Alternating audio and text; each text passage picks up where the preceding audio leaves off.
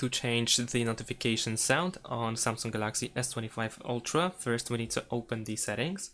Then in the settings we need to find and go to sounds and vibration, and then over here go to notification sound. Here you will find the list of notifications, or notification sounds actually, and you can tap on the notification sound in order to hear the preview. Once you select it, you can simply go back. That's all you need to do. Thanks for watching, leave a like and subscribe to my channel, and see you in my next videos. Bye!